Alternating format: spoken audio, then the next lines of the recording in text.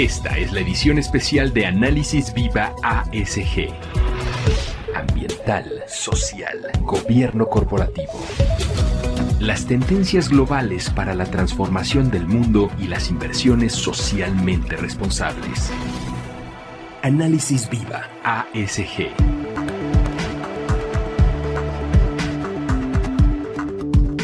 Hola a todos, bienvenidos. Soy María Ariza, directora general de Viva. Bienvenidos a este nuevo episodio del podcast Análisis Viva ASG, el primer podcast en español dedicado a revisar las últimas tendencias de temas ambientales, sociales y de gobernanza en voz de los participantes del mercado. Para comenzar, hablemos de las notas más relevantes sobre este tema.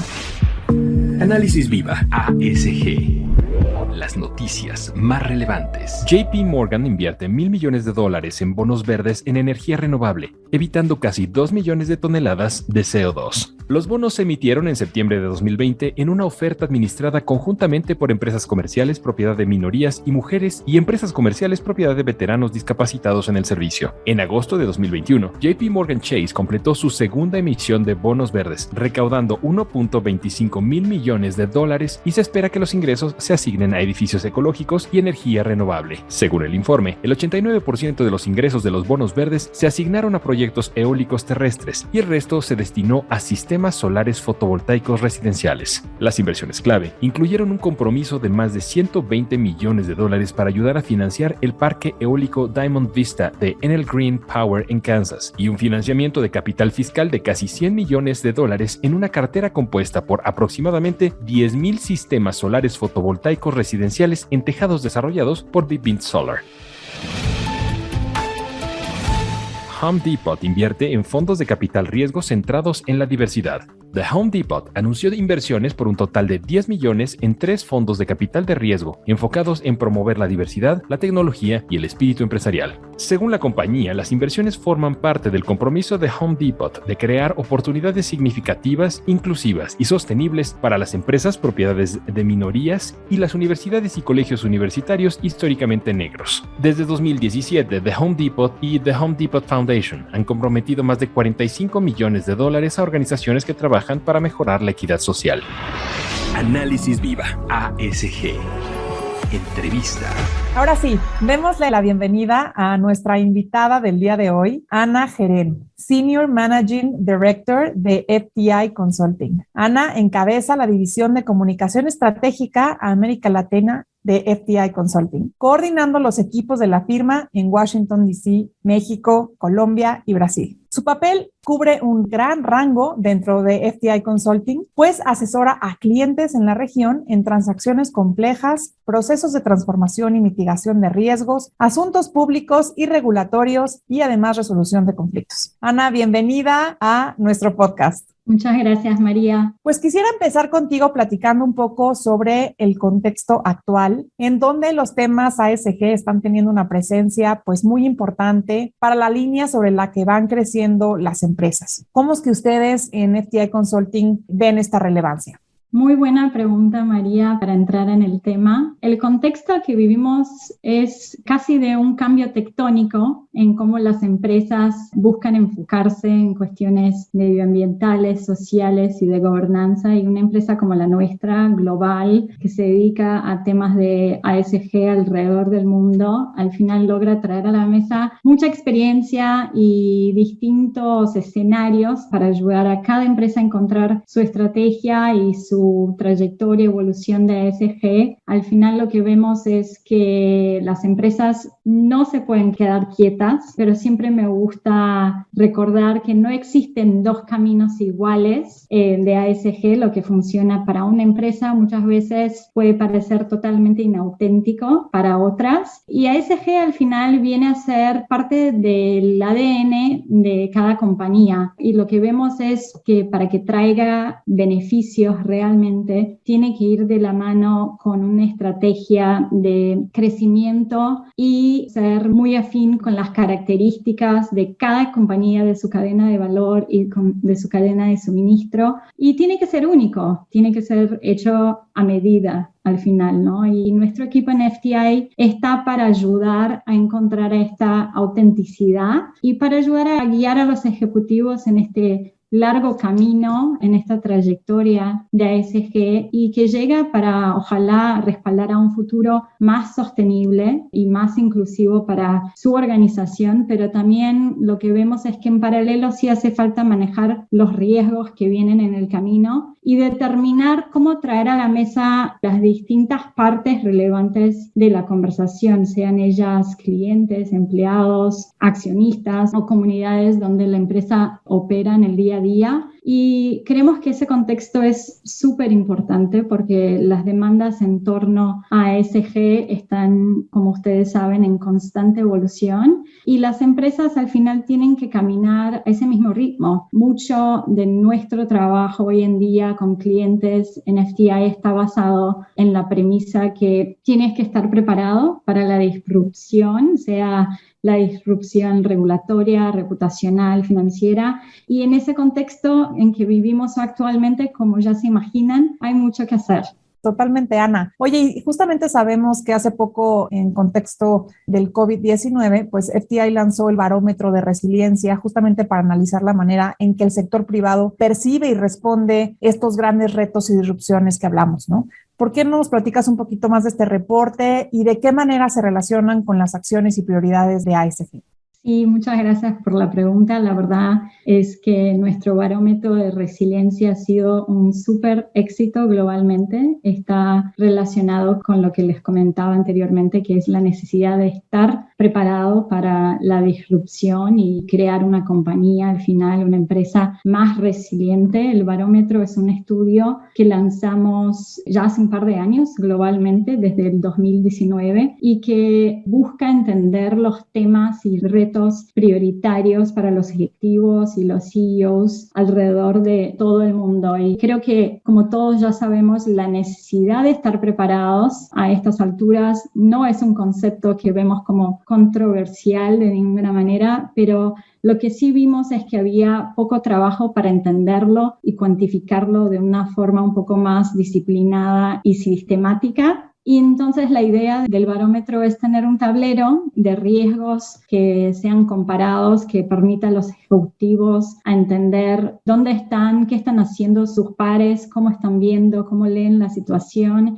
y cómo se están preparando a las diferentes tendencias en la región y en el mundo y empiezan a adoptar, ¿no?, estrategias corporativas que permitan capitalizar al final en oportunidades y al mismo tiempo, como decía antes, mitigar riesgos. En Latinoamérica, específicamente el barómetro se centra en Argentina, Brasil, Chile, Colombia y México. Y respondiendo a tu pregunta con respecto a ASG, el reporte de FTI está dividido en 4 áreas. La primera de ellas es impacto económico y sostenibilidad. Y la conclusión central de esa sección creo que responde muy bien a tu pregunta, María, que es que el 89% de las empresas latinoamericanas consideraron que la pandemia implica al final una oportunidad para fortalecer sus estrategias de ASG y que el 84% dice que ya están trabajando en eso y expidiendo muchos más recursos a ASG. Y 1 en cada 3 empresas dicen estar bajo extrema presión para mejorar sus prácticas de ASG. En Latinoamérica, la respuesta más fuerte hoy en día la vemos reflejada en el área social, donde 4 de cada 5 empresas dijeron haber trabajado en ese pilar como una prioridad. El 81% de los líderes se dice estar muy enfocado en el pilar social. Del punto de vista de gobernanza corporativa, el aparente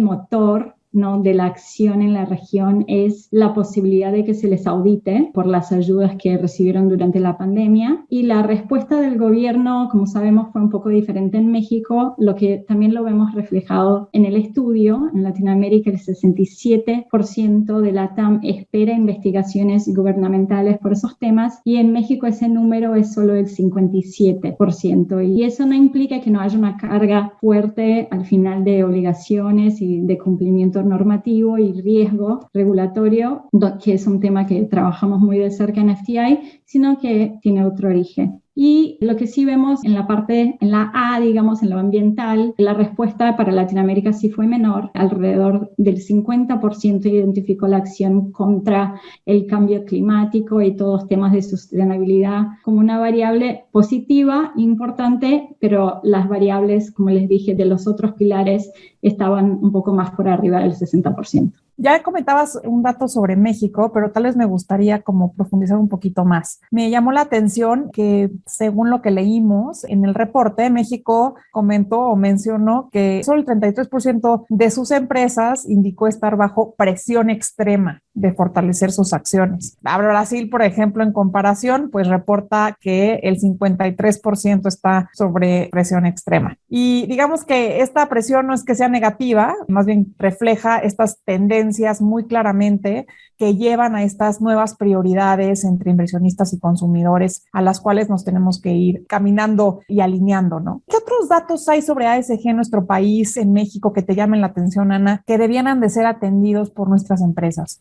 Sí, y gracias por darme la oportunidad de aclarar esas cifras. María, tienes toda la razón, las cifras son relativamente bajas, pero desde nuestro punto de vista no reflejan una falta de compromiso, como decías, sino que los incentivos que reciben desde la esfera pública, las normas y los mensajes que les llegan del gobierno son diferentes alrededor de todos los países de la región, no solo México. Por ejemplo, la diferencia que vemos, un punto quizás a recalcar es que en México, si lo comparamos con Brasil, tenemos distintos tipos de empresa y ciertamente de economía. Si lo relacionamos quizás más de cerca con el trabajo que ustedes hacen en Viva, un variable que podemos considerar es que en Brasil hay más empresas públicas y en México hemos visto que algunas compañías van en sentido inverso, se están retirando, ¿no?, de la bolsa. Y con respecto a tu pregunta sobre otras cifras que llaman la atención, la última sección del estudio se llama El Estado de Derecho, Gobernanza y Nacionalismo. Aquí el 44% de las empresas indicó estar enfrentando retos regulatorios y ese número subió comparado al 27% que el año pasado dijo que percibía el mismo problema. Y en esa sección, en ese punto específicamente, vemos que México ocupa el primer lugar. El reto regulatorio en México es el más alto de la región y está identificado por el 55% de las empresas. Y el nivel que vemos más bajo es en Brasil con el 39%. Y si me permites, gran parte del trabajo que hacemos en México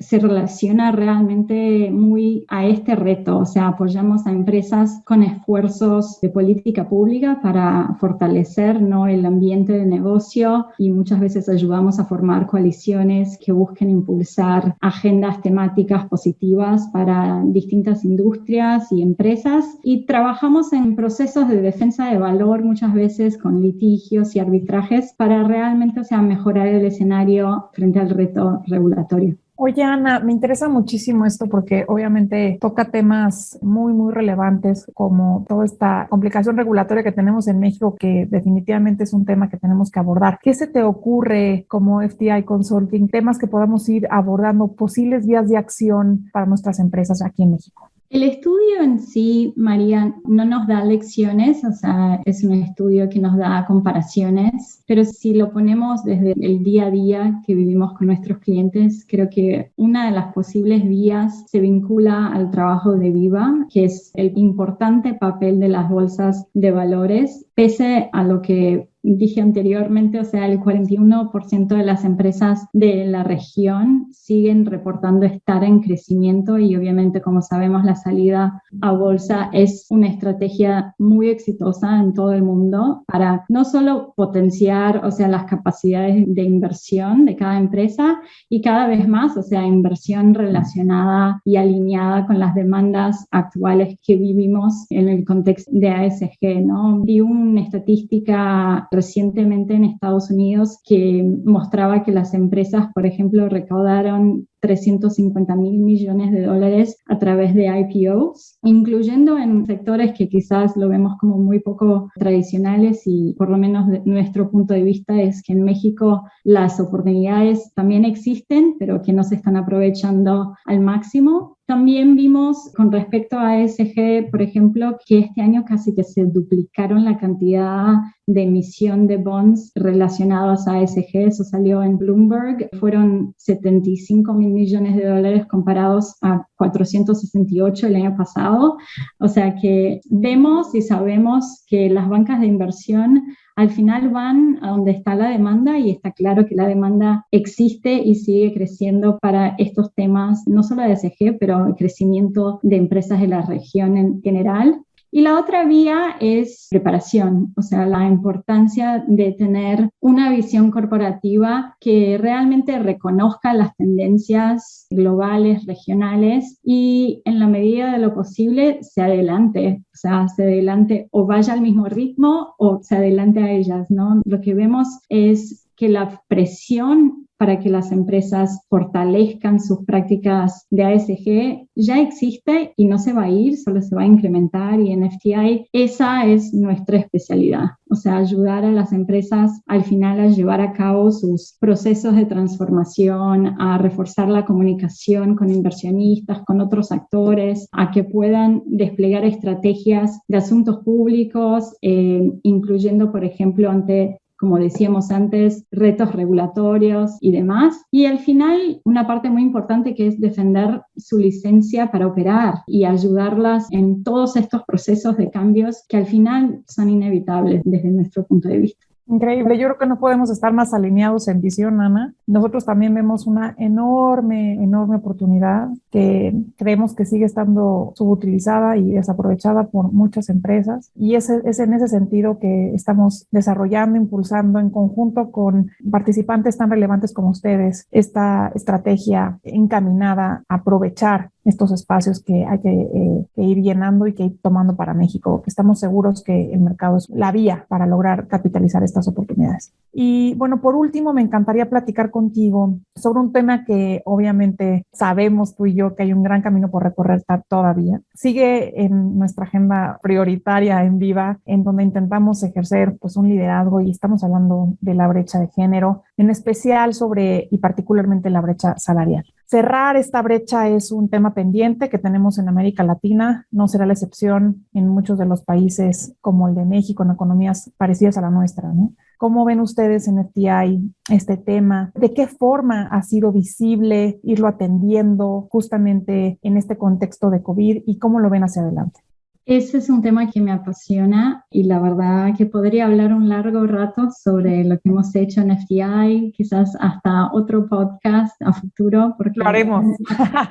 Hay mucho que hacer. Contestando a tu pregunta, o sea, sí es una prioridad para nuestra compañía, no solo la brecha de género, pero la brecha de diversidad de todo tipo. Y la verdad es que ha sido una prioridad no solo durante COVID, pero ya hace varios años y empezamos nuestro camino para cerrar esta brecha dentro de nuestra compañía en el 2013. Creamos en FTI el FTI Women's Initiative, que se llama el FTI WIN hoy en día, y que realmente empieza a dedicarse a ofrecer, digamos, capacitación profesional, desarrollo profesional, más coaching, más redes de apoyo para nuestras mujeres, para que se sientan apoyadas, empoderadas, para que al final puedan alcanzar su máximo potencial adentro de la empresa. Lo que sí hicimos también, o sea, sabemos que esta conversación no es una conversación solo de mujeres, así que también creamos mecanismos para asegurarnos de que los hombres también fueran parte de este camino y muy conscientes del reto que tenemos por delante, así que implementamos métricas, reglas, o quizás la mejor manera de llamarlo es casi que un pacto interno. En FTI, por ejemplo, un par de cosas que hicimos fue acordar que ningún hombre que fuera miembro del comité ejecutivo de FTI podría hacer parte de un panel o cualquier evento público que no tuviera una representación femenina, por ejemplo. Todos los años también también hacemos una auditoría de salarios, promociones, calificaciones de desempeño a todos los niveles, para todos los géneros, razas, diversidad de todo tipo, para entender, o sea, cómo venimos, qué tipo de barreras puedan existir, ¿no? Del lado de reclutamiento de talento, que es, o sea, siempre estamos trayendo más personas a los equipos. También pusimos distintos mecanismos para tratar de cerrar la brecha cuando se entra a la empresa,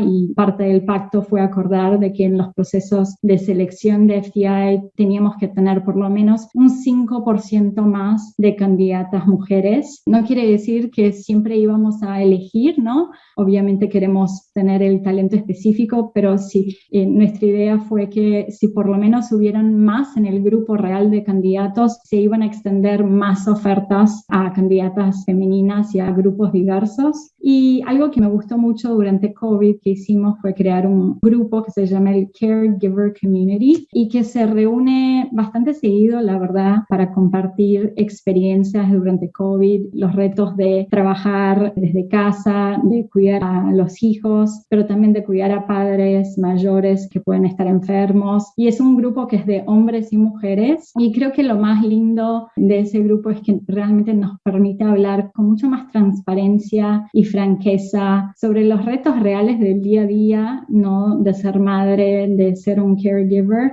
y al final crear una comunidad y una cultura adentro de la empresa un poco más unida y real. Y creo que los resultados de este camino que viene desde el 2013, como les decía, yo creo que han sido importantes. Obviamente siempre nos queda más por hacer, nos queda mucho por hacer todavía, pero para darles como una idea, el número de mujeres al nivel más alto, que es el nivel de Senior Managing Director, aumentó el 45% desde el 2018, y fue una de las métricas que nos pusimos, y vamos alcanzando también paridad de género en nuestras contrataciones de egresados, por ejemplo, universitarios. Y del lado de los clientes, digamos, especialmente en América Latina, lo que vemos es que tenemos que cubrir los atrasos, y creo que por eso viene tu pregunta también. Y desde nuestro equipo, o sea, no solo podemos, pero queremos apoyar a nuestros clientes, a las empresas de la región que quieran avanzar por este mismo camino, porque, o sea, hemos creado una práctica que realmente está muy consolidada, que agrupa muchas prácticas de diversidad y de inclusión, porque al final todos estos retos están muy interconectados y son parte de esta presión y la necesidad de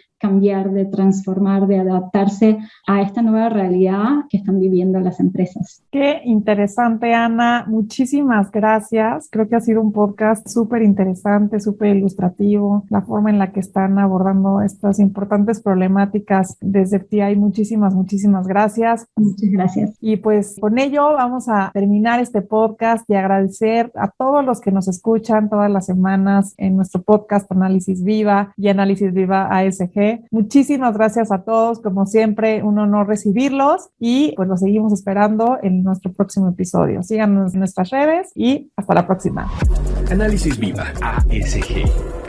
No te pierdas nuestro próximo capítulo. Suscríbete a nuestro podcast. Si quieres obtener más información acerca de las inversiones ASG, visita nuestro sitio web www.viva.mx.